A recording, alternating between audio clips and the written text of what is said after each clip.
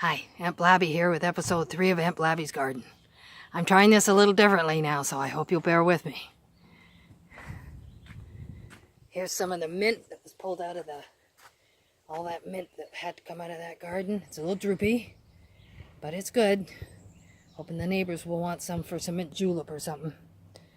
And here's some portulaca in bloom at last. Isn't that nice? And some plants here. Tiny tomato on it, and it's still in the pot. And this is a blue African basil. It's actually very delicate, and it's pot bound, so it's going to need a lot of love. So lots of gardening yet to do, but we got the mint out of there where it didn't belong. And Kidlet dug out a lot of the root for me. There's my peony bush, liberated at last. And there was still some oregano in there that survived the onslaught of the mint.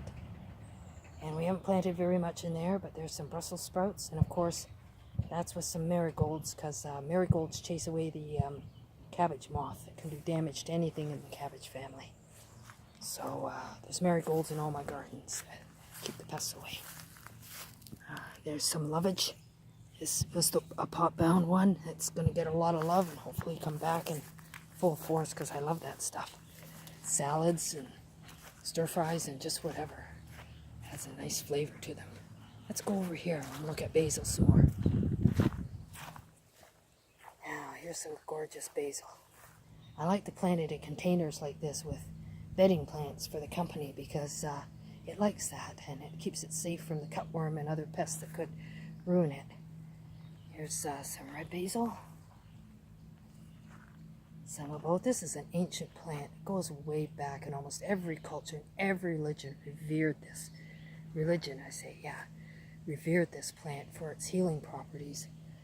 You've heard of St. Peter's Basilica? Root word of that is basil. Basilica, basil. And Vishnu and Krishna in India loved it so much they declared that it was holy, and holy basil is still what you call Indian basil today, and it contains the most healing properties of all the strains of basil. So if you're looking for it encapsulated, you can buy it in capsules at the drugstore. Isn't it gorgeous? It's also said to have grown in profusion outside Jesus' tomb. Now, wouldn't you wonder what a man who was supposed to be dead would want with all that basil? Food for thought. I guess if you were going to revive somebody from the brink of death, this is the stuff you'd want to do it with. Those are cosmos in there, aren't they pretty too? Oh my goodness. Anyway, basil's a very healthy thing to keep around. Take note. Let's have a quick look at some of the rest of the garden. Look at that tomato there. Already on there, even though it's in a pot. There's more dill. Tomato.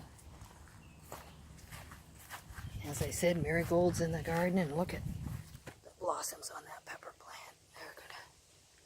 They're gonna bloom into great peppers. Yep. See the way it's come along in just a few days? It gets going along fast once you get it going. And the weather cooperates. Oh, and look at here. Red clover. Now that's good for women's complaints. If you're going through the menopause, you want to put some of that in your herbal tea. It helps. And pickle bushes. Do you see that?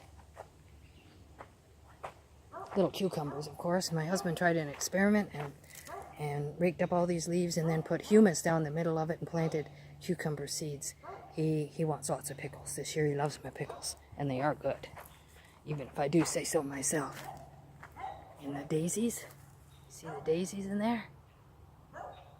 I love wildflowers, don't you? And these ones are about to come to the tiger lilies. See all the blossoms? Can you see them with this camera? Like this. It'll soon be orange with tiger lilies. Don't worry, I'll show it to you when they bloom. Okay. So that's a nice little tour for today. Now I'm going to do a reading. We got a full moon coming up. And it's also... Mars just haven't gone into retrograde. So let's have a little look-see here. what we got going on. Today I'm using Colette Baron Reed's Wisdom of the Oracle for the reading. Let's see what we got here.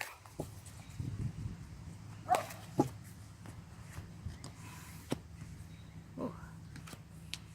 Okay.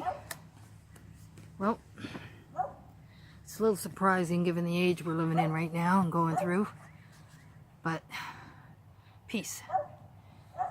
And you know, this means inner peace. So I guess it's not a lot surprising after all, because sometimes when we've done all we can to resist, we've done all that we can to sort of bring more justice to the society we're living in, we have to find our own inner peace. We have to be accepting that sometimes things are the way they are for a reason.